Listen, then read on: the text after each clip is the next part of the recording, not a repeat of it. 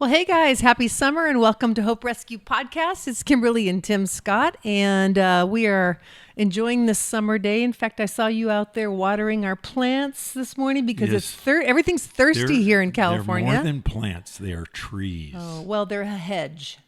Well, not yet. Yeah, they're hoping to be a We hedge. hope to grow them together Yes. like hedges. Yes. So there's a metaphor for families. I don't know what that means. Where are we going with that? Yeah, you turned into quite the little gardener. I'm It's a- therapeutic I for you, consider I think. myself a farmer on this track home we have here with this small yard. We've decided the key to success in having a really closely located track home is a good hedge between you and the neighbor's dog. That's good. Fences make for good neighbors. That's a good point. Yeah. Actually, we have such sweet dogs, and we are friends with all of our neighbors, but our dogs don't like each other, No. which is so No, they don't. sad. And Yeah, rightly so. rightly so. Our dogs are weird. And we can't teach our dogs to be nice, and that's actually a good segue because Yeah, we're talking about teachability today. Yeah. We're starting a new series. No matter what we do, Yeah, Biscuit, that's our hound. it's crazy Yeah. dog. Somebody will be across the street Oh my gosh, yes. and they are barking at people on the other side of the street, Right. not even looking, and she goes nuts. I feel like it comes down to having purpose because literally their think it lives, comes down to being if we're weird. not here at home, their only life is each other. They don't get along great, to be honest with Yeah, you. they're not- We- they're one not good one is a siblings. rescue and the other's a hound, and they sort of are like, like frenemies. Yeah. One dog is scared to death of everything. I mean, Yeah, literally yeah. everything. And the other one wants to attack everybody. Yeah, come Yeah. on. You want to fight? Let's do it. Can So you anyway- teach old dog new tricks? Actually, we're going to talk about Yeah, we that. are. We're going to Yeah. talk about teachability. And I was thinking, for most of us, when you present yourself that question, "Am I teachable?" It got me to thinking before we were setting up, like, for you, you've always been considered. You're a teacher. Yeah. You are a teacher. People, even in the pastoral kind of role, you've always been considered among your peers a teaching pastor because you love to go deep. Now, being a teacher, does that make you always teachable? Some teachers, yes. Some teachers, no. I knew a teacher that had worked at a college for probably 25 years. Right. And he was teaching the same material he taught his first year. Yeah. He's just teaching the same thing. And I know that because his notes Mm-hmm. are browned out and faded, and they're from that Yeah. first year. And he's got even the date Yeah. on it. And he's not learning new things. So I don't know how you become passionate about that. Now, Right. I'm passionate about the same concepts, but, being a teacher of Scripture, Yeah.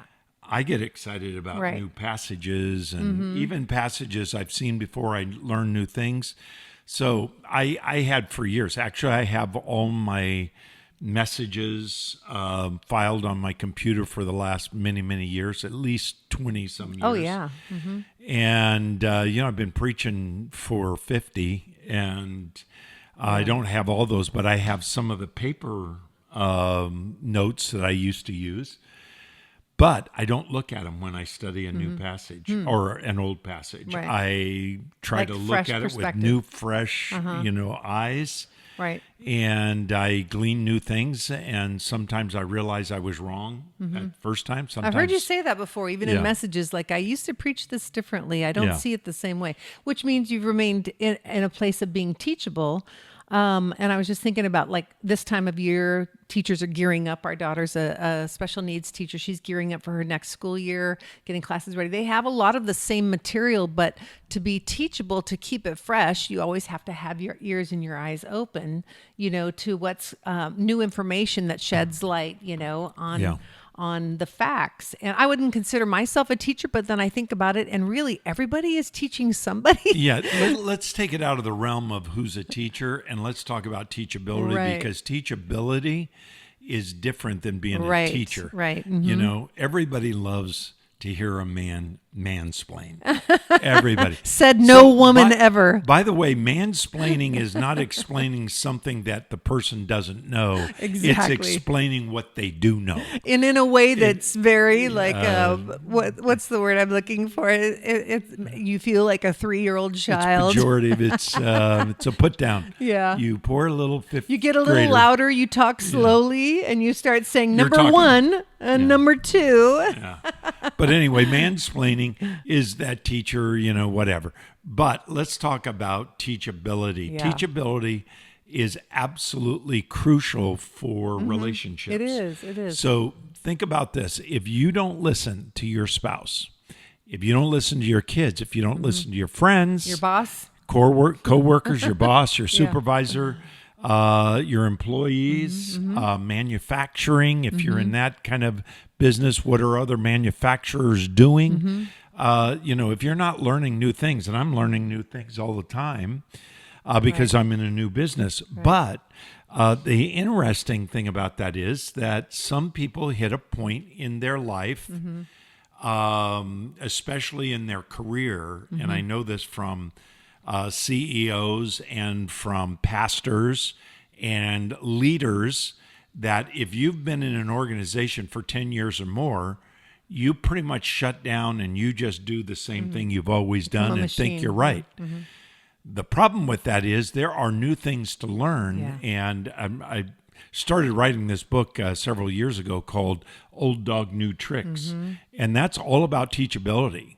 And you have to be curious. You have to be on a quest to learn new things.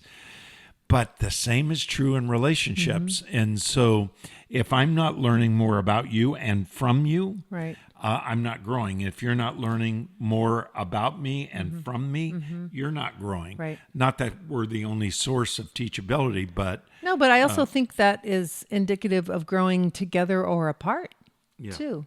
So If you're not pursuing, that the freedom to be able to remain teachable and to learn and grow about each other, then you're not necessarily growing together. Yeah, this is what I was going to say. That's really true. You grow apart. And one of the reasons we grow apart is because we're not focused on learning from the other person, which is a form of disrespect. And unfortunately, I've done that. And I've been so vested in my job that I forget about learning from you. So I get home and I just download everything that happened to me. And then you'll say sometimes, yeah, are you interested in what I did today? Well, You have said that. Yeah. But it's true. I mean, because, you get so into your own head, which is a problem, and you're not listening and learning from I was going somebody to say, else. being a good listener is how to pave the way to being teachable. Yeah. So And so here's this question. Are you flexible? yeah. Teachability demands flexibility. Yeah, because it requires you letting go of what you held as maybe your particular view of truth or your habits or whatever that you kind of anchored you down. Being teachable means you're willing to learn new things, which means you let go of old things. Yeah, that's one of the questions I had was what scares people about teachability? Oh, yeah. Is that in fact you don't want to let go of what you believe you know or your belief system or whatever it is. Yeah. And you don't want to learn new things. I know right now in politics, people are divided over things and they're not listening. They're not teachable. And they need to Both sides to be can it's both have sides. so much to and it's learn. more than Yeah. just two sides. It's a humanity issue. It's a humanity Yeah. issue. And I think that's part of the problem with man, with God. We don't learn from God like we should. So we want to talk about teachability for several weeks and how important it is in relationships and personal growth. 3 essentials for teachability. Yeah, let's jump Yeah, into let's- it. yeah. Number 1 is humility. What is humility? Into me, I see. No, that's intimacy. I think from humility, the love guru. I don't have a dictionary, definition in front of me, but how I would see humility is the ability to lay aside your preconceived notions or sense of your own I don't know. I think I see it related to the opposite of pride. So it's the ability to lay down your. Go ahead. Finish it, Bob. Well, what you're saying is it's the opposite of pride. Why don't we just say, by definition, humility is the setting aside of pride? Okay, there you go. And Thank you. an interesting thing, this song a million years ago, I think Michael Jackson was the writer. I don't even know if he wrote it, but he was the producer of this song called "We Are the World." Yeah, yeah. Mm-hmm. And it was this kind of a unity type song and so forth, and had all of these stars. And I don't mean like 10 or 20, I'm talking 50. And they are big name Right. stars. And there was a sign over the door when they came in. It said, "Leave your ego at the door," Yeah.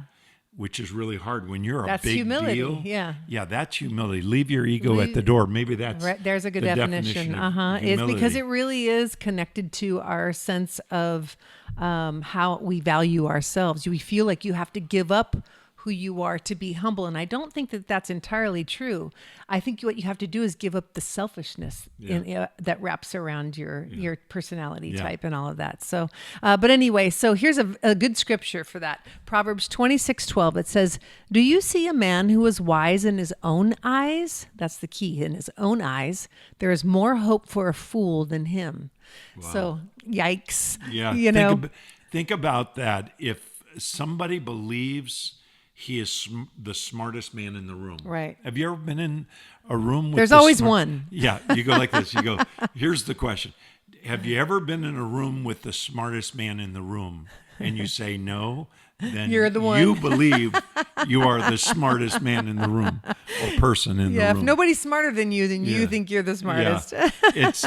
And I've been with people like that, and they just don't learn. In fact, recently I was in a meeting, and I walked out with a friend of mine, and we walk out in the meeting, and he goes, "I have never seen somebody so arrogant in my life." Yeah. And I said, "Wow, what do you mean?" He said, "Well, you can't teach that person anything, Yeah, but it says here in that passage, it's self-deception. He deceives himself. So There is you're more only hope fooling for- yourself. Yeah, by the way, it says there's more hope for the fool than for him. Yeah. And a fool, by definition, in the book of Proverbs and in the book of Psalms, is a fool has said in his heart, there is no God. A fool rejects reproof and goes his own way. A fool refuses knowledge and lives in his ignorance. That's what a fool is. And so a man who is so wise in his own eyes, he has less hope than a fool. Right. Wow, that's Right. scary. That is scary. Don't be the smartest person in the room. There you go. Here's Bob. And here's See Bob? He's the smartest man in the room. Don't be like Bob. Here's 3 simple ways to keep yourself in that mindset of humility that will keep you kind of anchored into that. Let me read the scripture first. It's Galatians 6:2. It says, "Bear one another's burdens and so fulfill the law of Christ. For if anyone thinks he is something when he is nothing, he deceives That's himself." the same, Yeah, same almost concept. a Yeah. quote from Proverbs, Yeah. but Yeah. everyone, for if anyone thinks he is something when he's nothing. Like wise in his own eyes or thinks he's something. Yeah. Both those passages have that in common. There's an interesting thing about this passage. There is a word that is used twice. And the first one is bear one another's burdens.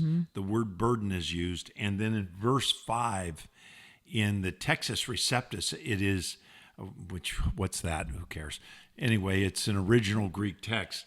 It has the word fortion. The word in verse 2 is the word baros. Sorry to dump Greek, but the word baros means a heavy or unmanageable burden, whereas fortion means a light, manageable burden. And he talks about in this passage, if you correct your own behavior, that's fortion, a light burden. You can fix it yourself. But when your life is out of control, you need somebody else to help bear that. That's good. And that's the person that thinks he is something when he's nothing. That's the heavy burden. Self-delusion. That's really, Yeah. And there are, you were going to say the 3 things. Yeah, these are things to kind of keep you anchored into that mindset of humility. The first is willingness to listen to reproof. Now, that's a rub. I don't care who you are, to be corrected. That's basically what reproof means. But humility goes hand in hand with that ability to receive correction. It doesn't mean you receive abuse or you receive that's belittling or but someone who's be able to speak to you and say, hey, this is something that I see that might help you in this particular way. Go ahead. Well, I'm sorry, but you brought up something so important. The difference between real reproof and abuse. You may think you're being reproved, but you're being abused.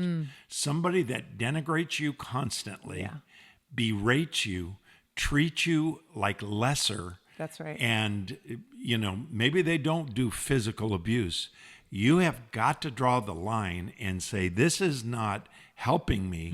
This is hurting me. Yeah. Usually people that are abusive, it's about them, not about the person they're Correct. abusing. Yeah. Reproof is always about the other person. Yeah. So if I'm reproving you, I'm trying to help you to be better. If I'm abusing you, I'm trying to get control. And I would know the difference. And you sure Most do. people do. You sure Most do. people know because You didn't always, but because you do now. we've talked about, and how it's how something's communicated to you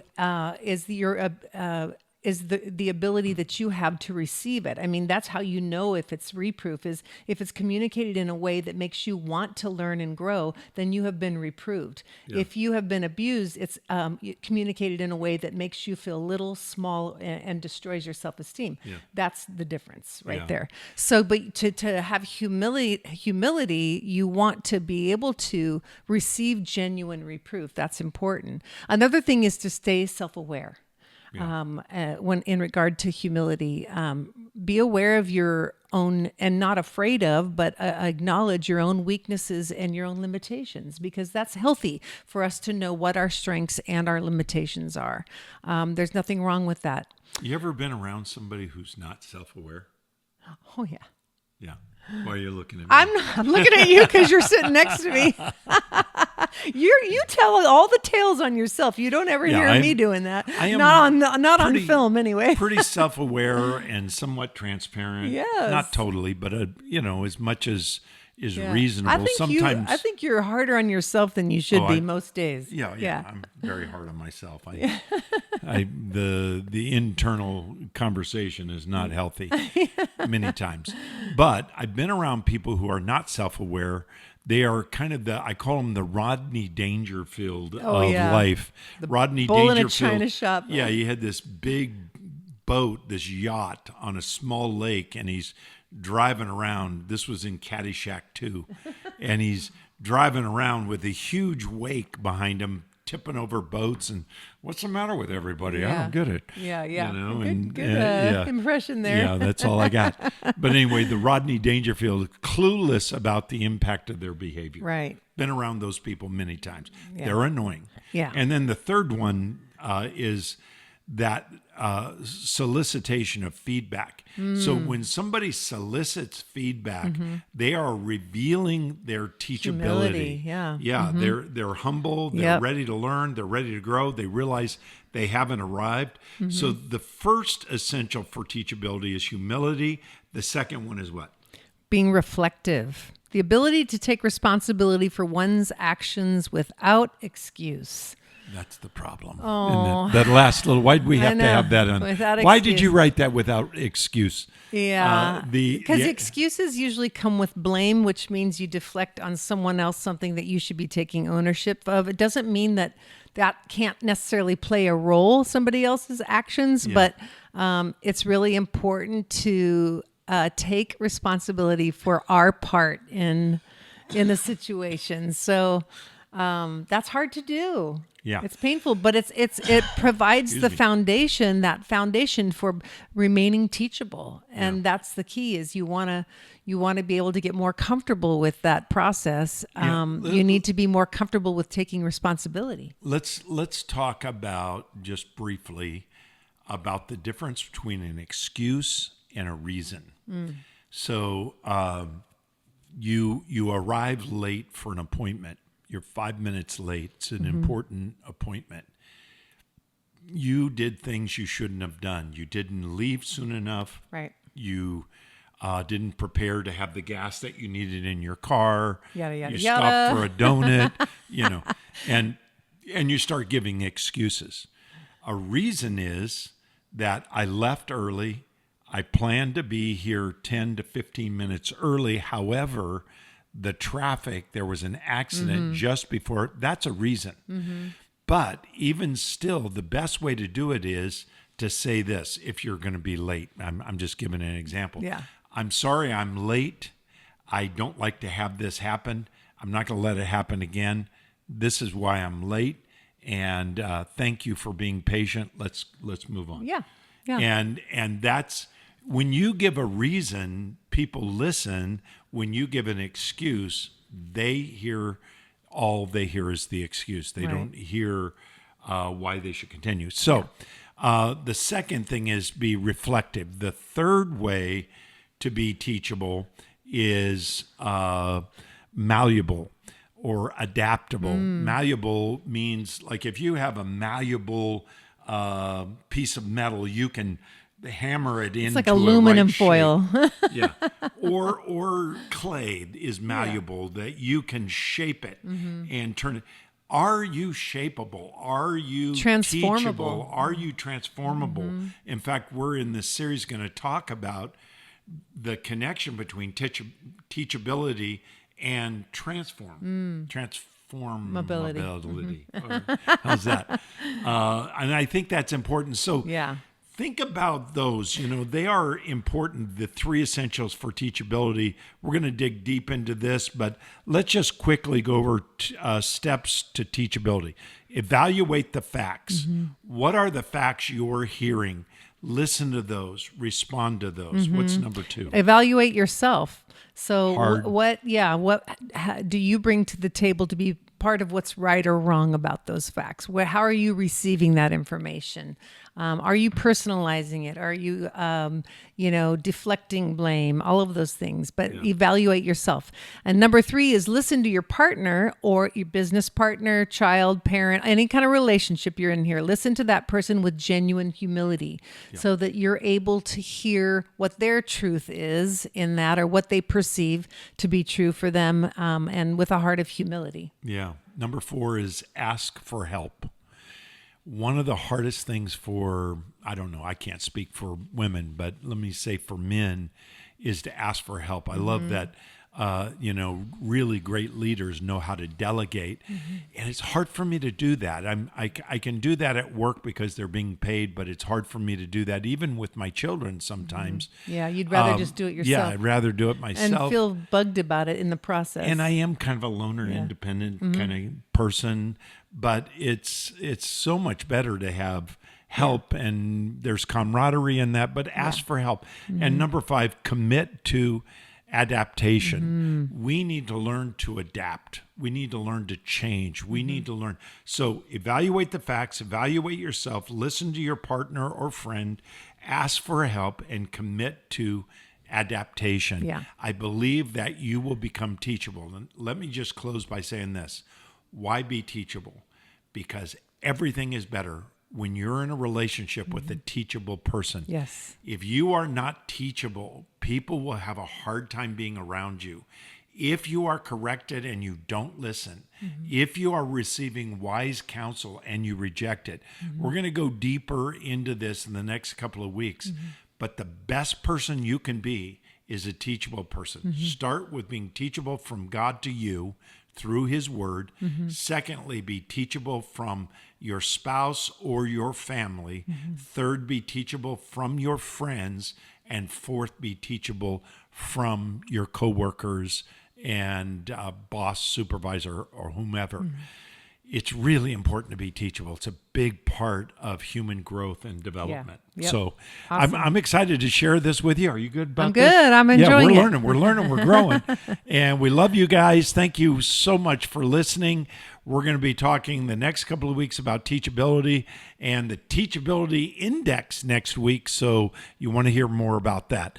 Thanks for listening. We'll see you next time. Bye, guys.